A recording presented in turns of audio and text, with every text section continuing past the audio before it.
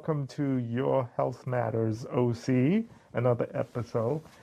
With me today, with Dr. Chow, that's me. Today is Jenna Saren standing in for Dr. CK. And again, update, Dr. CK is doing wonderfully. She's anxious to come back to work and obviously come back to talk to you. So I know she's watching right now. So CK, we look forward for you to come back, but take your time to heal well. So that's the message of wellness. Today we're going to be talking about back to school, healthy habits, and with us is a special guest, a dear friend and colleague, Dr. Patricia Ronald Riba, who is a board certified pediatrician. Dr. Riba is also an author of a book called Fit Kids Revolution, Parents-Free Diet-Free Guide to Raising Healthy and Fit Children. And then she also is a founder of the Serving Kids Hope, is a clinic health system.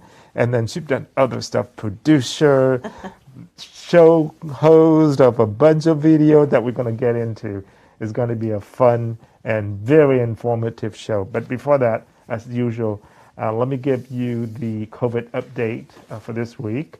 The number, thank God, has decreased. As you remember, 2 weeks ago, we were at the height of 30s. The cases per 100K has dropped now to 28.7. I don't think that's a slight decrease. That's actually a pretty significant decrease.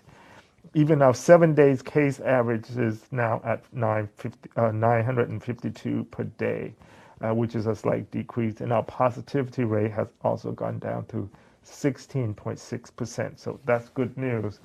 We've seen that across the country. Certainly we've seen that in California.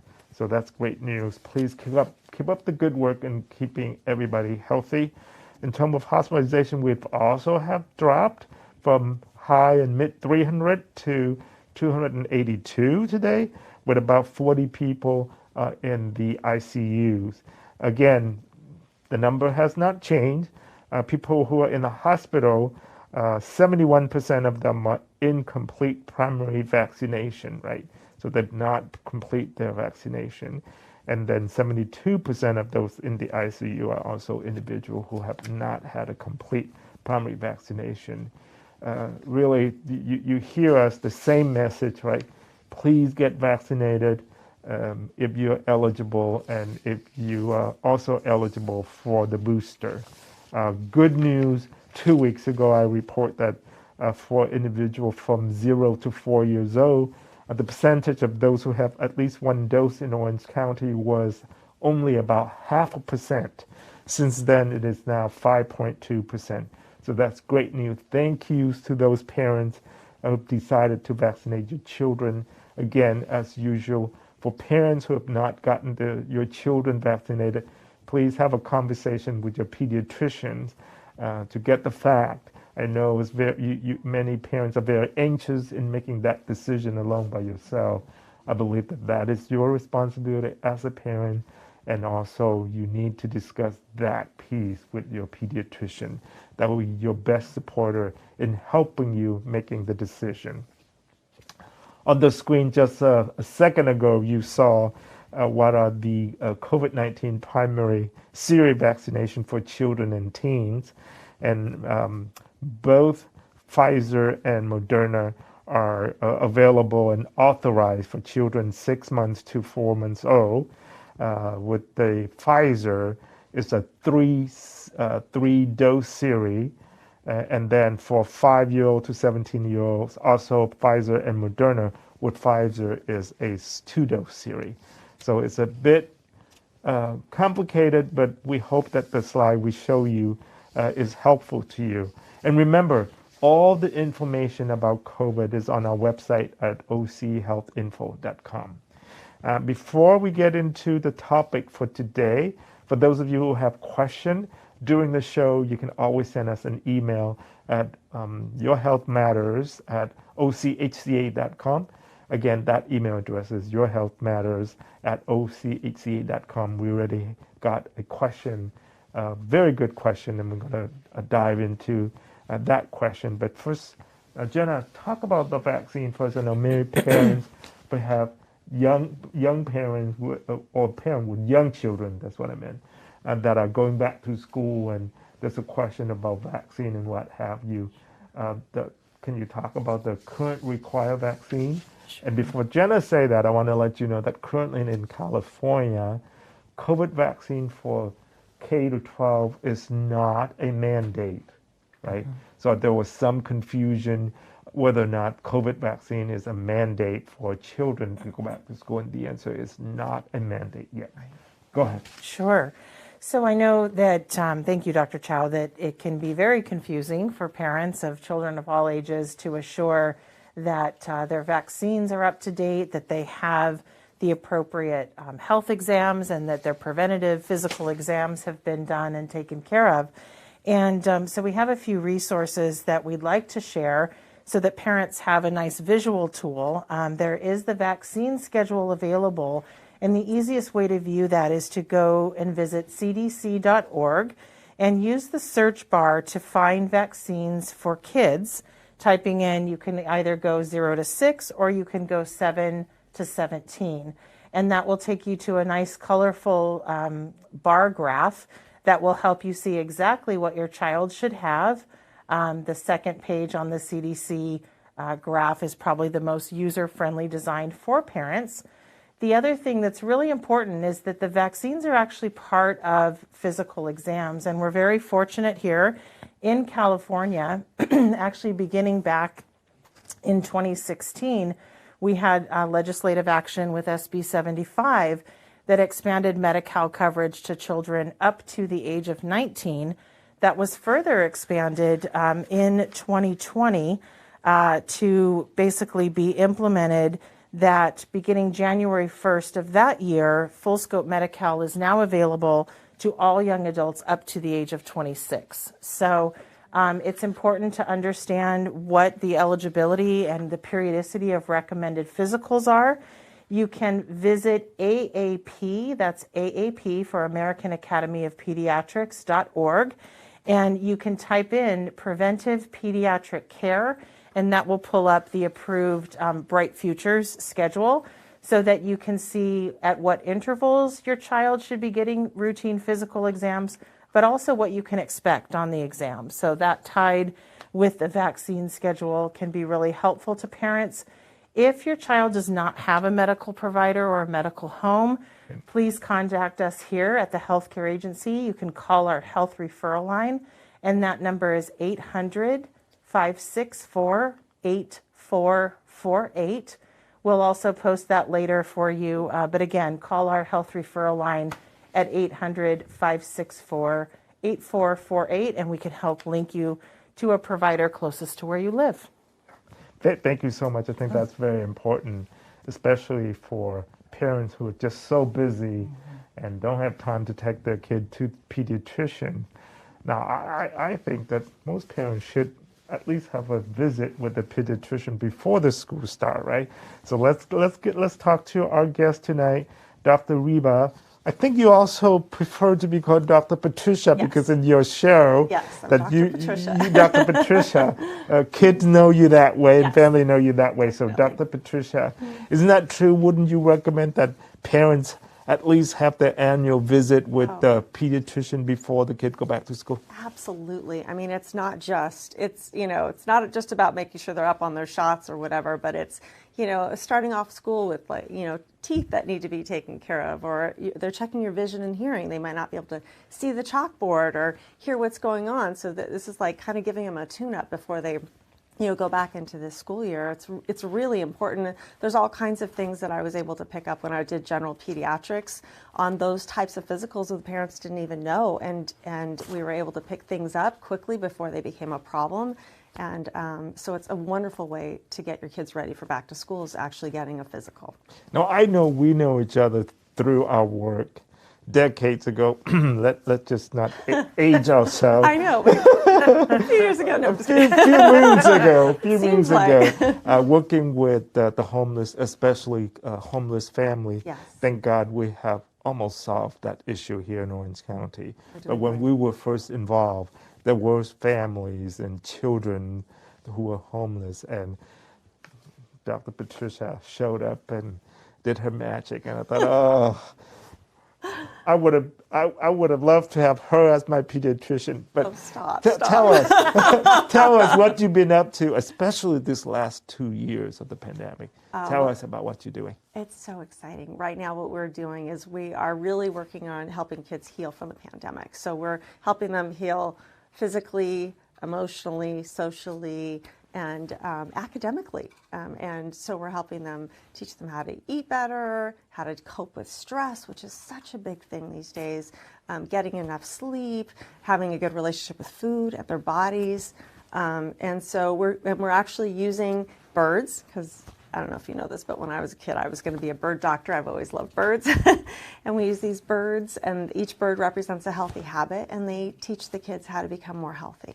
So you have this body-brain equation Yes. that's so fascinating and impressive to me, because if I was a kid and my pediatrician used that with me, it's easy for me to understand. I know we have a slide on that, if you don't mind show that, and can you walk us through that equation? Yeah, I mean, I think a lot of kids, they think we all, I mean, people talk about healthy choices and things, and it always tends to mean like calories or portion control, all these crazy things from the diet industry. But actually, we've got a body and we've got a brain.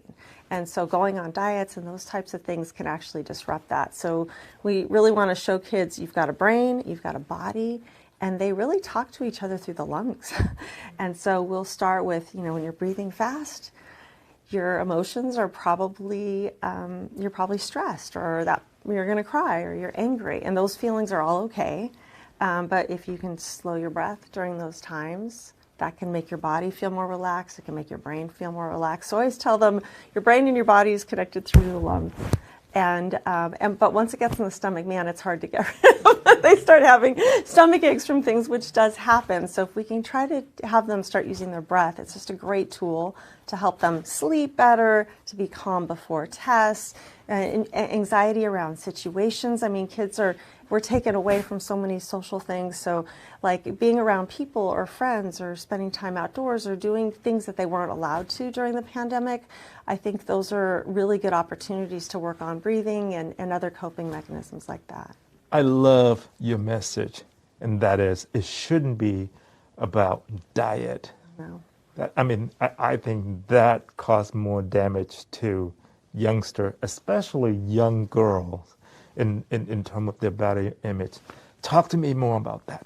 Yeah, so I have been working in weight management, which I hate to even use that word, but really helping kids become more healthy, whether they weigh too much or too little. And we're like, throw away the scale. We really, when you focus on the weight, what does the scale say? What does the scale say? Actually, that gives you a bad relationship with food and your body. And so parents, and they hear all these things like portion control and more push-ups. And I'm like, no, just, serve a variety of natural foods. Let the kids listen to their body and eat what they need.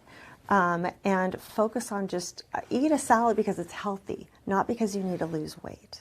And as parents, we need to be careful what our language is around food and our own weight and having our own comfort, because we're seeing a rise in eating disorders in boys and girls very young.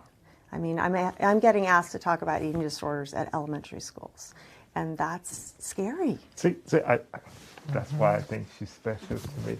You all hear that I talk about my families, and because my family are watching, almost all of my family members are watching, and one of my sisters, you know who you are. Please hear what Dr. Patricia just said earlier. Okay? I was throwing you under because the bus. she get onto my niece's case for watch your weight and what have you. Can you repeat that one more time just for my sister's sake? No. Okay, I'm going to give you a copy of my book, and she can read chapter 4. But yeah, no, I mean, really, we really need to think about, our messages to our kids, having them have a good relationship with food. And honestly, I've done this for 20 years, and I've never had a kid say, oh, Dr. Patricia, I have a stomach ache. I ate too many carrots or apples. If you're serving natural foods and you turn off the screens, and kids feel loved at the table for who they are and not what they eat, they'll eat what they need. But if they're like, oh, I had this one kid and he was 83 pounds, so he was about 50 pounds overweight. He was a 3-year-old boy. Wow. And he walked in my office with a measuring cup. And I was like, oh my gosh, how cute. Does he want to be a chef? And the mom's like, no, we saw a dietitian, and she said he could only have carbs that would fit in this cup. So he was acting like a prisoner of war. He was only 3? 3, and he walked to a doctor's office with a measuring cup. He was so food insecure, clearly getting enough calories, but mentally, that mental body connection has to be connected. And when you feel like you're not going to get enough food, you feel like you're in a starvation mode, Yeah. all you're going to want to do is eat. So when you say eat a little bit, don't have too much, it actually gives that kid messages that I might not get enough, and they're going to start hoarding food and hiding food. And the parents are like, oh, they're so bad, they're hiding food. I'm like, because you're restricting their portions. Like, let them eat as much as they want. But if it's natural and healthy, they'll be fine. Now, I know you have created a website with full video with fun characters and what have you. I'm so impressed when I watch that, right? But you have catchy music and you have, catchy imagery, right? So why don't we go and watch a video out of her website? Let's take a look.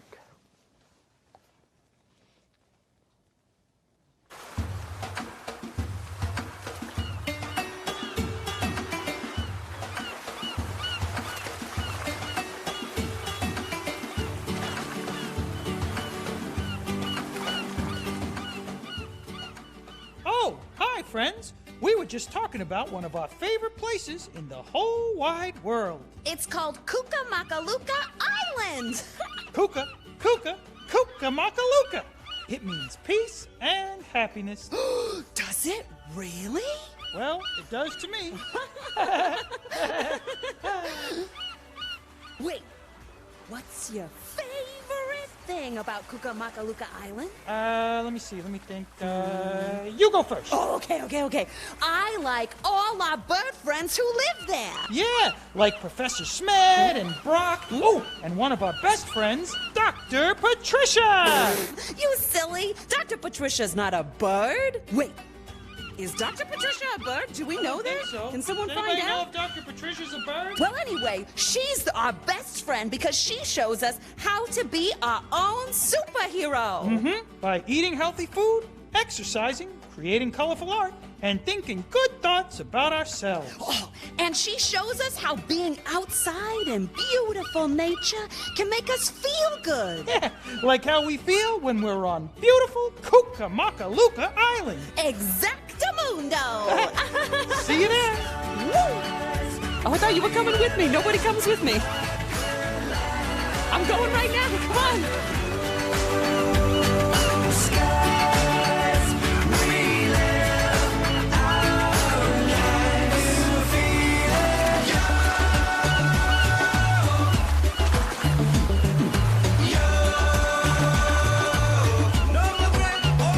Hi everyone, this is Your Health Matters AC, and today we are talking with Dr. Patricia on back to school, healthy habits. If you have any question for our guests, for us, please send an email to yourhealthmatters@ochca.com.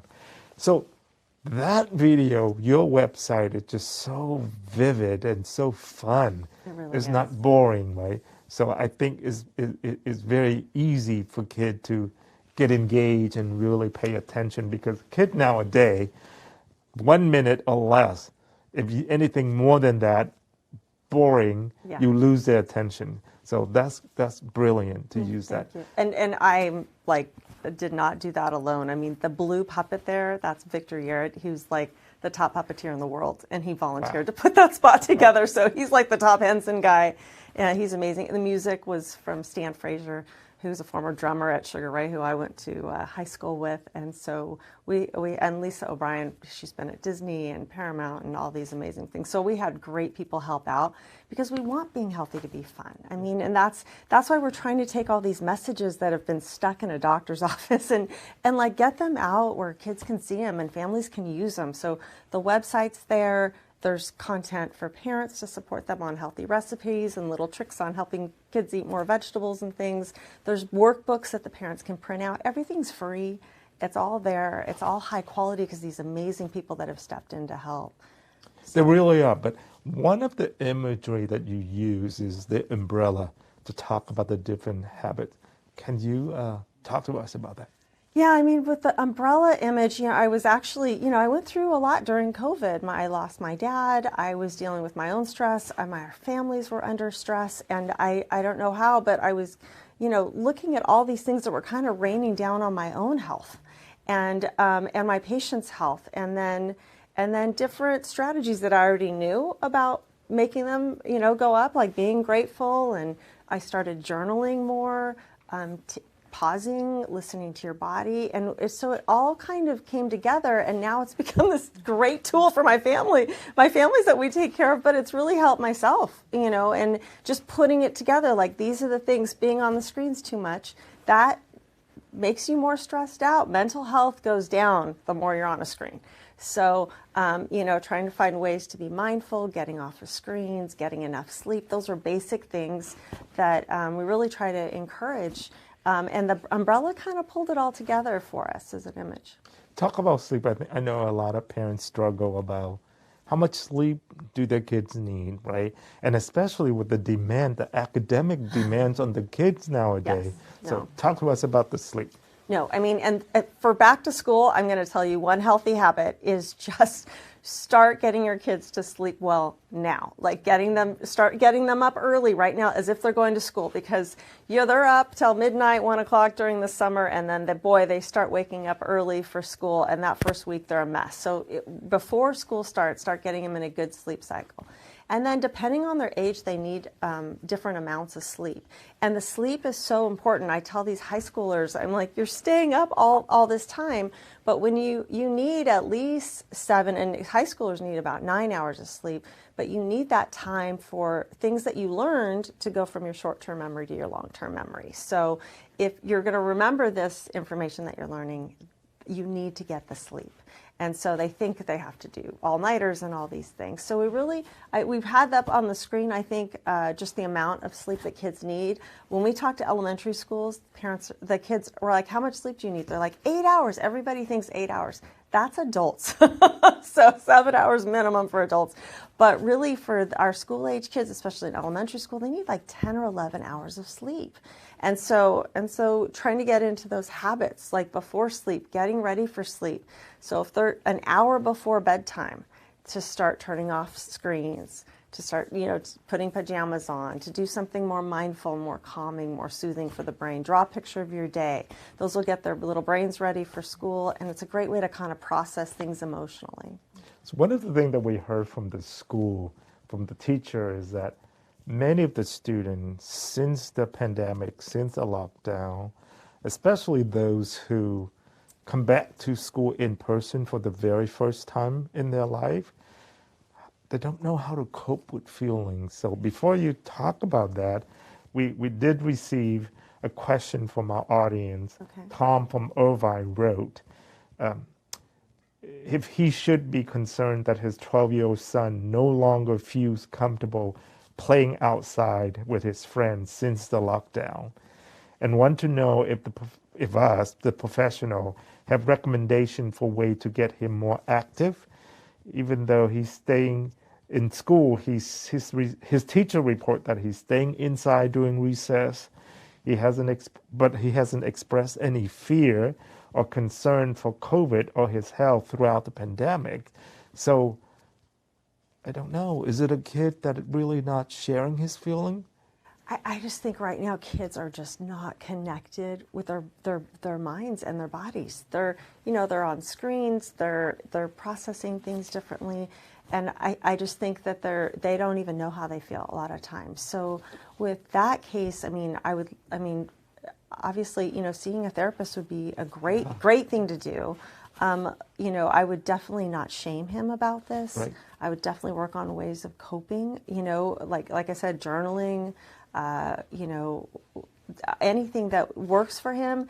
If he needs to move inside right now, he feels more comfortable with that, that's fine. Little steps, I think sometimes, we gotta rip the Band-Aid off and throw him back on the horse. And, it sounds like he's been through some trauma, and, we want to take some gentle steps with that, So So I know some parents are hesitant to take their kid to a therapist because they don't want to pathologize their kids. But it doesn't necessarily have to be that way. Oh, not at all. And most of the schools have mental health professionals now on staff. And I think kids are much more comfortable with talking with counselors and talking with therapists. And it benefits us all. Everybody can get, work on their emotions and, how they express their feelings, or, even getting to the root of their feelings. Evaluating their environment. I think it's just wonderful for kids to have the opportunity to work with therapists, and adults too, parents too. So. What get to me whenever I eat out, and I've done so rarely now since the lockdown because of the COVID safety for my mom, who's high risk, right? Yes. Getting COVID. But even before the pandemic, I remember going to a restaurant and seeing parents. If a kid is not even throwing a tantrum, or especially a kid who's throwing a tantrum, what the parents would do is shove an iPad Totally. or a phone in front of their kid. And I'm like, what are you doing? I know. Right? I know. Or a family dinner, and you look around and they are on their phone. Nobody's talking. Can you please talk about the screen time and all of that? It's my biggest nemesis. I will tell you, we had an 84% success rate in our program, and one year, and we sat at the table. We're like, screen time. We have to do something about it. We added that visit, and we went up to a 91% success rate. And so the big thing is, screens are here to stay. But there's 3 times to really look out for screens. Number 1, meal times. You have to have screens off during meal times. They've had a great study out of Italy where they showed if you're watching a screen while you're eating twice a week or more, you will gain excessive weight because you're not listening to your tummy. You're distracted by the screen. The other time is that hour to hour and a half before bed. It has to do with the blue light. It has to do with stress. Your brain feels more stressed when you're on a screen. And so that's another part. And then the last thing, and this is when we really have to teach them and build on it, is when they're feeling sad or depressed or worried about something. That's a time to get unplugged and really to start, feeling those emotions and working. So drawing a picture about how you feel, doing some crafts, doing some gardening, just doing some basic things. Legos. We had a patient yesterday. I was like, where are the Legos? I don't know. I'm like, no TikTok until you guys find the Legos for Mom, you too. It's really cute. But that's like, just building things, creating things, being part of nature, training your pets, spending time with your animals, but really getting off of those screens. We really teach kids that you've got 5 senses, and that's how we're intended to experience the world. And you feel safe when you can use your 5 senses. When you're on a screen, there's only 2 senses. You can hear and you can see. And so somewhere, I feel like it's Alice in Wonderland, where you're like, your brain's like, you're already stressed, and then you go on this thing that doesn't really make sense on how we were designed and how you could feel more stressed. So so that's how we look at it, and I'm sure the research will continue to go, and we'll find more to it. But right now, that rings true to me, and that really has been very helpful for our families. But I think especially busy parents, and certainly the population that we serve are parents who are really busy, right? Yes. Parents who work 2 or 3 jobs to meet the end needs for their family, and it's almost as if they think that the iPad or the phone is a better way to regulate their children's feelings. Yeah. So that's the danger, right? So I know on your website, on your series of information, there's a piece of video that really teach children how to name their feeling, how to manage their feeling. Let's take a look. Big theme for us.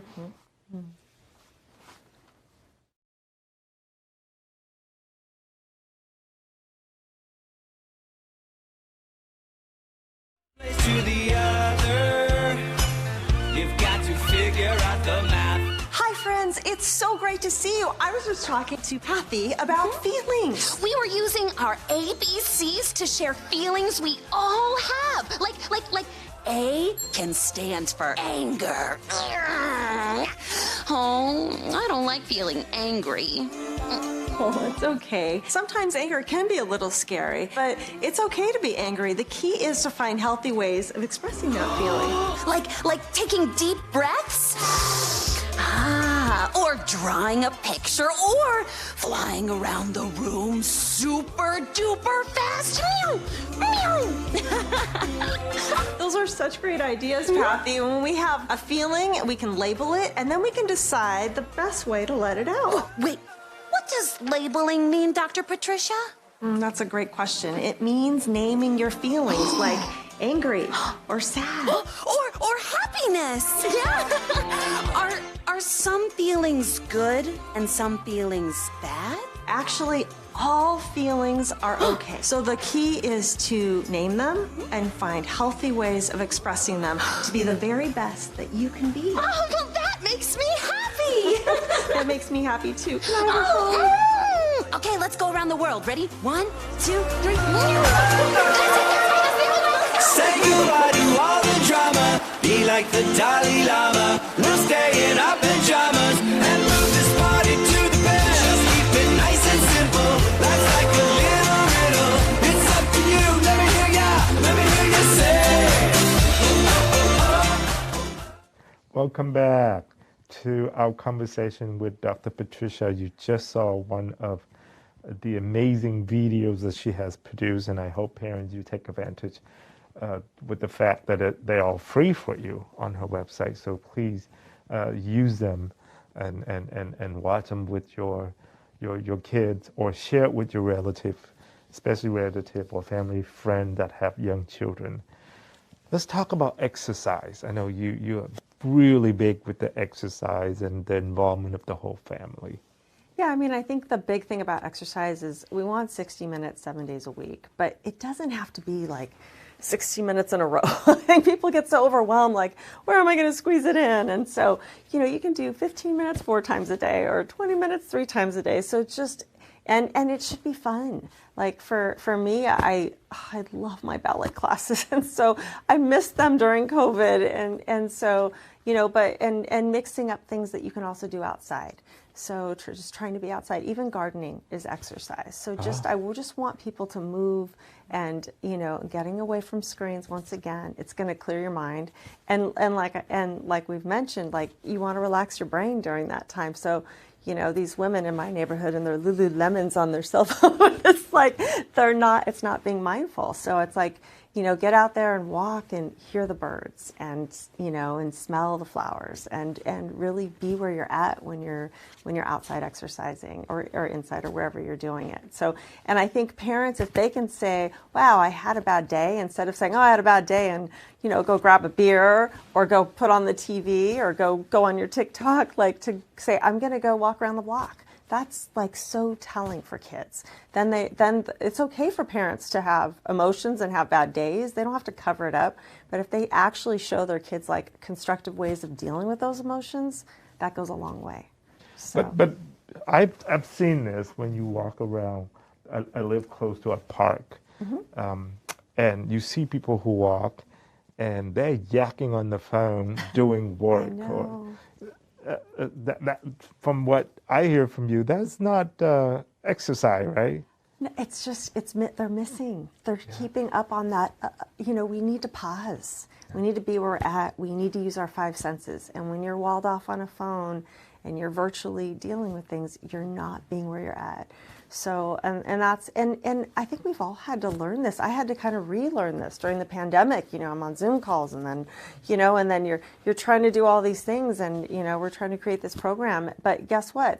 If you see in the intro of those videos, that was a treehouse that was in my neighborhood that I had never seen before, and I walked by with my 3 crazy dogs, and the whole idea of creating this Cucamonga, this magical place for these kids with these birds, kind of came together. So. I know you had named different birds for different alphabet. Yes. Can you briefly talk us through that? So the program is called Being Healthy from A to Z. And so we use the letters of the alphabet. We have A through Z, and they're free books online that parents can print out, and the kids can color them in and work on them. And then each bird helps out on each letter of the alphabet. So, for example, Brock, he's a little ADHD. He's our green parrot, and he loves vegetables. They give him superpowers. So so in the book A, he might talk about asparagus or drawing a picture of an avocado. Spoon is our seagull who does family meals. Agua is his family's from Oaxaca. He's all about like surfing and drinking water and any kind of exercise around the water. So Barry likes fruit, and Pathy does social emotional things. So each bird represents a different healthy habit. And so they all kind of contribute in their own way. Z does sleep.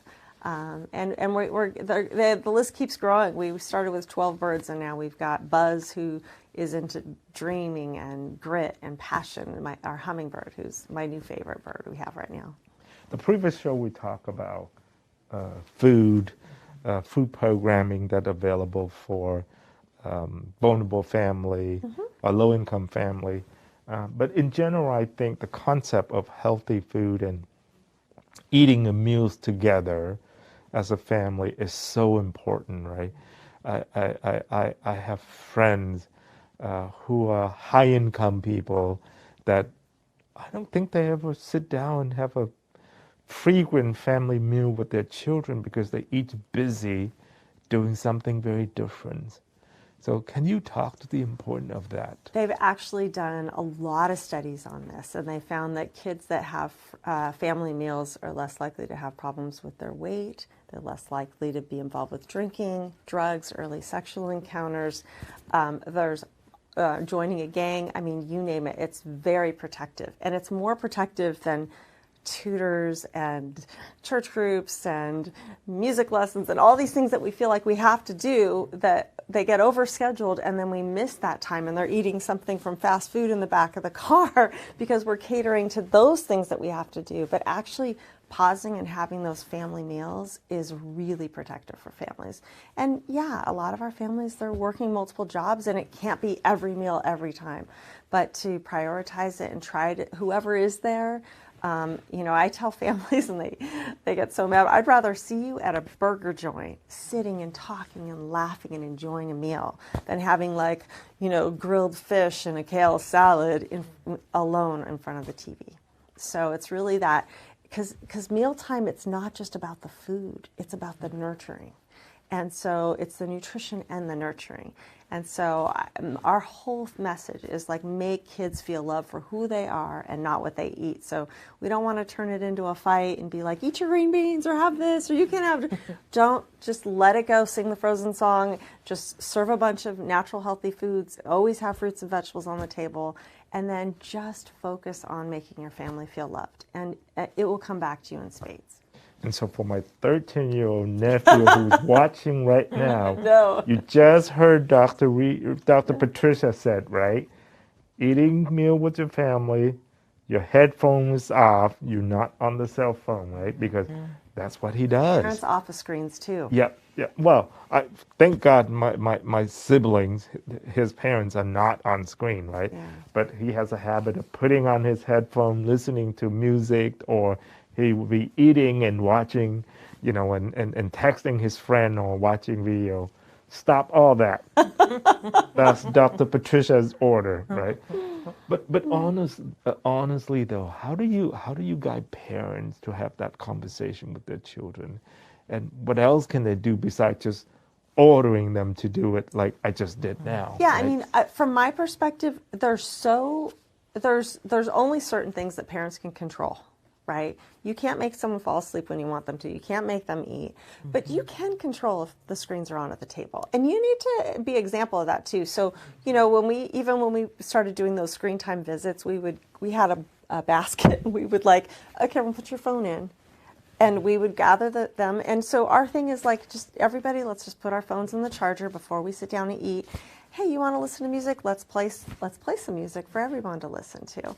And then if meals are World War III, then no, it's not going to work, and the kid's going to put this head and whatever. But if kids feel loved and connected with their family, that's what everyone wants, So we'll kind of go around what were your highs and lows. You don't ask a kid how's your day? Because it's always fine. Right. But if especially they come home from school but then you do the highs and lows. What are your highs and lows? Oh, Jimmy pushed me out of my chair at the computer station, and but I saw this beautiful butterfly. Then it's like you're starting to get some context, and so those conversations can't happen if they're distracted on a screen, or if you're distracted on a screen. So we just really want to. Those are some nuts and bolts things that I think we all grew up with, but maybe we've kind of lost a little bit in the busyness and with the pandemic and everything else that's been going on. Our last clip of the night shows more good tips on staying safe, especially as our kids are heading back to school. Let's talk about bike helmet and seatbelt. So let's watch this video.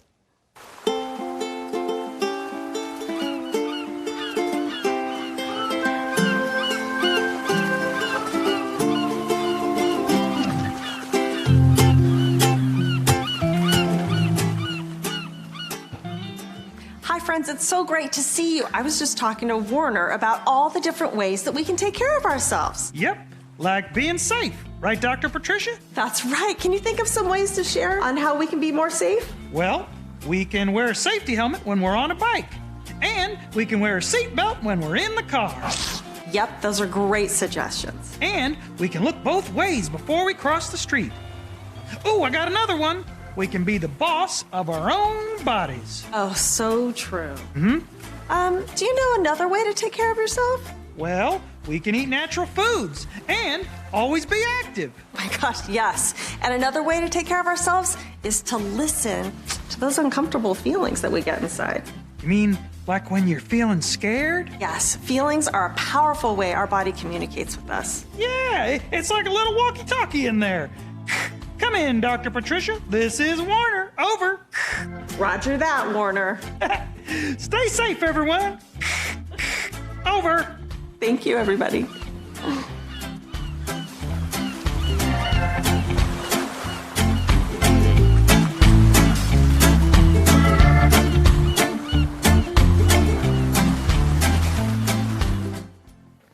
Hi, welcome back to Your Health Matters OC. I know in public health we have several programs about safety. Can you talk about that, Janet? Sure, yeah. So we do spend quite a bit of time around environmental safety factors for children in particular. Some of it has been in partnerships with the schools as we look to the Safe Routes to School program, where it actually involves the children and the schools to look at what their environment looks like and encourage walking to school, where families are able to do that. And I think what is so empowering about that for schools that want to get involved, they can certainly contact our health promotion and community planning program, but it allows the kids to be active participants. So there's oftentimes law enforcement, there's the built environment factors, but it allows the kids to really take ownership of surveying things that they find. And then it centers usually around our National Walk to School Day. For families also that are into bicycles and bicycling, sometimes there's issues and resources around helmets and having that safety element. And so we do have programs that support those kinds of efforts, as well as a lot of our community partners who are constantly looking to have a means of donating. You know, if we're interested in doing this, and sometimes it's even been like Kiwanis clubs and organizations that are looking at supporting families through certain things. And so we're able to help make those recommendations. And then even for our littlest members, of course, we want to assure that we have car seats and we have appropriate booster seats down to infant seat levels. And so we do have programs that support families in need of car seats, as well as really assuring that families know how to properly install those car seats, as well as put their child into the car seat and secure them safely. So there's a lot of teaching. We do that in partnership with some of our hospitals. But these are just a few of the things we offer, as well as water safety and a variety of programs. So depending on the activity level, certainly the factors that we might need for equipment, we do have resources. So again, that health referral line number for families seeking resources, the 800-564-8448, we can make those appropriate connections. But some great resources to help kids get active and learn more about their communities and how they can be a part of that. So Dr. Patricia, What are some of the new things that you're planning for your series, your program? One day, I'm hoping that Dr. Patricia program will be just like Sesame Street, Right. or you can be our next Mr. Roger around the neighborhood. I watched the video and I'm sure you all agree that it's just so kid friendly, but yet it's educational and it's uplifting and really inspiring. It's a good feeling for kids to be involved. So Yeah, that's what we're hoping for. It's so nice of you to say that. I mean, we started this just by zooming into kids when they were in distance learning for Santa Ana Unified and Newport Mesa, and then this last year at Orange Unified, and we've been just we've had over 12,000 impressions in while children are at school. It's been fun in the since March. We've actually been able to go and do assemblies with these at these schools. And we brought Newport Beach lifeguards and we talked about water safety as we're incorporating, we did the letter W so we could do, all those things that start with the letter W. We ate watermelon and drank water and talked about water safety. So it's been really, and we've just got more and more interest, and it's gotten to the point where we can't really scale it, but we can't go to every single school now.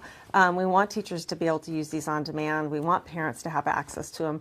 So our dream right now, and we filmed A and B so far, they're being edited right now, but we have created original puppets, and we wrote a script and we go through each letter of the alphabet. So A was Brock was feeling angry because somebody abducted his asparagus, and we go through this whole thing, and turns out, in the end, nobody had stolen his asparagus and so forth. But it's a sweet story. And the other one for B is Boogie, he's a blue-footed booby, and he loves to dance. He was breakdancing, but he had skipped breakfast, and so he fell and got a boo-boo, and so he was bored. And so we talked about, we made a board box, and we get him a healthy breakfast. And so there's these kind of fun little stories. And we're hoping to get these, they'll be like, it'll be about 9 minutes long, and that teachers can use them on demand. We can have them on YouTube. We're hoping to get them on some of the networks. Anyone that wants them, they're free. We just want to get them out. And we're trying to raise the money to get all 26 letters. And then teachers can just use them on demand. Parents can use them on demand, because we can't physically keep doing it, And so, and this way they get these amazing puppeteers, and they get these the beautiful music and everything. So it's really exciting. It's been a labor of love for our whole team. We've all worked together, dietitians, social workers, I mean, you name it. It's definitely not a one-man band with me. And these wonderful people from Hollywood that have stepped up as well. Are they only in English? Everything is in English, but the website is also in Spanish and Vietnamese, and we are working on Arabic and Korean right now. So those are the two other ones. And because a lot of my kids, my Spanish-speaking kids and Vietnamese-speaking kids, had a hard time during COVID navigating preschool. So they might have missed preschool. And so I wanted them to have something they could study from home. So to get their brains ready, it's really targeted for 3 to 7-year-olds or kids with special needs. And so to get you can print out those books, and kids they can do A to Z. There's a whole kindergarten section that meets California standards for kinder. And then we also have books in preschool. And the instructions are all for the parents in Vietnamese and Spanish, but still A is for Apple, right? Because that would have been too hard. So we're still teaching literacy, but we're also explaining it in multiple languages. I think most parents, even if they have limited English proficiency, would know that A is for Apple, right? Yeah. So, but that's why we wanted them to really be able to understand it, follow it, be part of it. And so that's what we. So if parents want to have questions for you, is there any way to get in touch with you, or? Yes, and we have our office phone number we're doing all telemedicine for one-on-one and group care. In fact, kids with CalOptima between 5 and 18 can get free group visits with us. Most they're covered. And but we can also and you can also reach us through our website. The website for the little guys, what we've seen with the puppets and the books I've talked about, is drphc.org. So Dr. Patricia's Health Club, DRPHC, no punctuation. But then the one for any age, like, I mean, I've even had grandparents lose 50 pounds when they're coming in with their grandkids. I had one mom that lost 90. So we just try to really get people the whole family to be more healthy. And so that for other ages, it's Dr. Patricia MD, and then patriciamd.org. So I didn't realize that. So you do have education material for all ages then? We have like the books and the puppets and all that for the little guys, but we do have like tons of exercise ideas, great blogs. I post research articles that I think are relevant, and constantly teaching about different things that are in the news and how you can become more healthy. So we constantly have, and we have recipes and so forth. So yes, we have information for any age. So in your work in providing this kind of support programming, educational material to children, what is the percentage roughly that you see that the adults in that family also are facing with the same issue with the kid? Yeah, I mean, pretty much I think we can all improve. So I think that sometimes we see, I mean, there's so many cases where people, this is where we're so off when we focus on weight, because I'll get a kid and he'll be sent to me because he weighs too much and he's going to need a surgery or whatever. And then I'll find out, well, his brother drowned, and then his parents got a divorce, and so when you're a kid, your coping mechanisms are food and screen. So of course his weight went up, and of course the family's been under a lot of stress. And so it's like, so when we kind of dig in, we find ways that the whole family can kind of heal. Because this isn't this is a big stress. There's a lot of stress going on, and food and weight kind of can manifest from that. But it's not. You don't fix the food. You have to go a little deeper and really see what's going on. So we really work on healing the whole family. And like I said, I mean, from like cigarettes, like parents smoke, the kid's more likely to smoke. And so if mom's on her screen all the time, the kid's more likely to be on a screen. Or if mom's coping by using alcohol or, whatever it is. So I think most of our parents are so grateful because they didn't learn this in school. This is not commonplace to talk about these things to this extent from a doctor. I think there's a lot of people, coaches and so forth online, and they're paying a lot of money for it. But here we try to keep it pretty research-based. We try to really stay up on what's, what's effective and what's helpful, and just up the game for all of us to heal from this pandemic and to become healthier overall. But I think the myth is, though, beside parents don't know how to talk to their children about traumatic issue, right? But this perception that you shouldn't talk to your children about that. Did you find that common, and how do you battle that with the parents? I know and you know what? Every family we just treat in a different way. We just do individual. We kind of just try to meet them where they're at, and sometimes we'll just talk to the parents on their own. But like there's shame and guilt, and there's all kinds of things that they may have had from trauma that's seeping into their current lives with their relationship with their kids. And so, but usually we can kind of break those down, and over time develop some of those healthy habits and healthy coping mechanisms, and try to get to the other side of it. But it's not easy. It's not easy what we're trying to do. It's not easy for these families, but I think it's the right thing to do, and I think it helps. It just helps these families. So, but isn't that most of the time parents believe that they are protecting their kid by not talking about issue around trauma? Isn't that true? It is, and it's a delicate thing, and how much to tell and what detail to tell. But I think if you can just stay in wow, I'm feeling frustrated, I'm going to go do this, and showing them these actions, like they don't need to know the details of what had happened, especially if they weren't exposed to that, but you actually showing some healthy coping mechanisms. I'm going to go write in my journal. I'm going to do a yoga class. I'm going to go for a walk. I need to take some deep breaths. I'm going to go lay down, I think I think parents feel like they have to be perfect all the time and keep up this wall. And our kids are already not connecting with their brains and their bodies. And so if we can show that and give that level of detail, they should feel comfortable being able to do that. And one of the things, I know time is almost up, but I have to say this. In my clinical days, and I've always had parents say, oh yeah, I spend time with my children all the time on the weekend. And then I said, well, what do you do?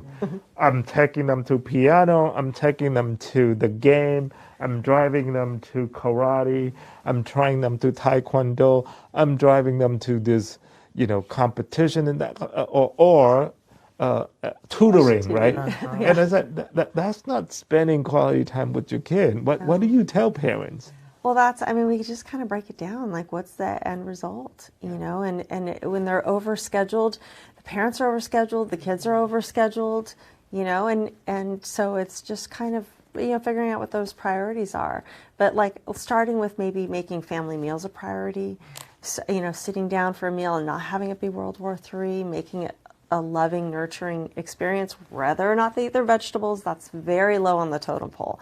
It's making them feel loved and connected with you. That if you can start with the meal times and then build from there. Sometimes I'll put like a game on the table afterwards, or maybe we play cards, or maybe we can do art together, and just, kind of help the whole family can work on ideas on things that they can do together.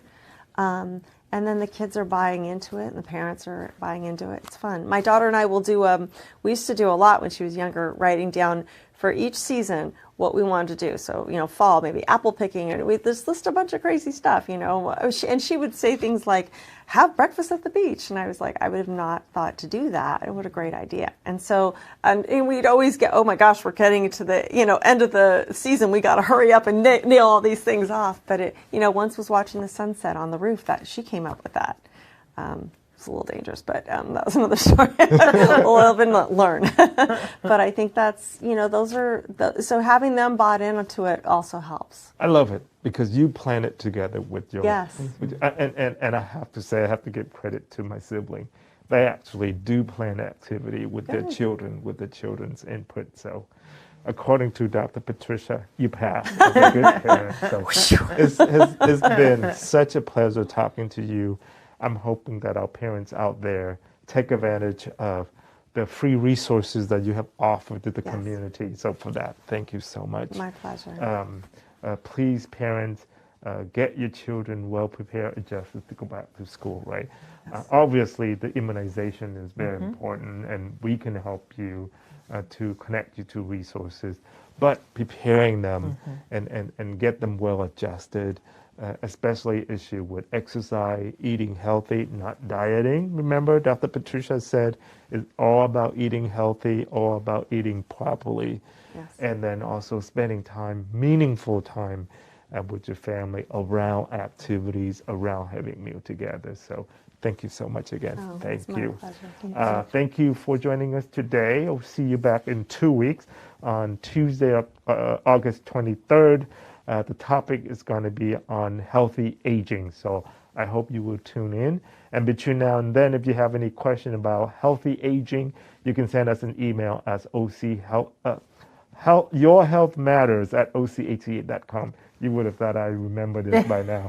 So again, if you have any question about healthy aging, yourhealthmatters@ocHCA.com. Until then, stay well and stay safe. Thank you.